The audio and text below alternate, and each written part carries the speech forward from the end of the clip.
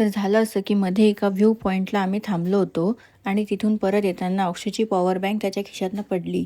तर ती बघायला आम्ही रिटर्न गेलो, पण आम्हाला काही ती मिळाली नाही. त्यामुळे आम्ही पुढे आलो आणि एक स्पॉट शोधला जिथे आम्हाला जेवण बनवायचं होतं. स्पॉट खूपच छान होता.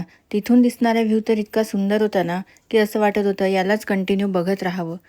त्यानंतर आम्ही जेवणाची तयारी सुरू केली आणि मुलांची इकडे मस्ती चालू होती.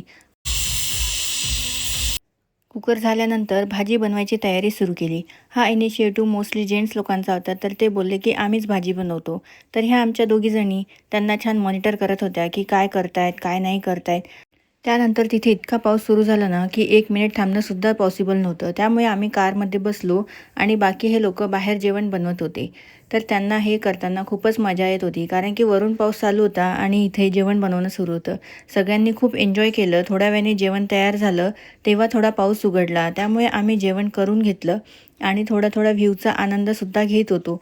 त्यानंतर भांडे क्लीन करायला आम्ही जवळच्याच एका धबधब्यावर गेलो. हे काम झाल्यानंतर आम्ही लगेचच पुढे निघालो, कारण अंधार होत होता आणि आम्हाला घरी पोहोचायचं होतं.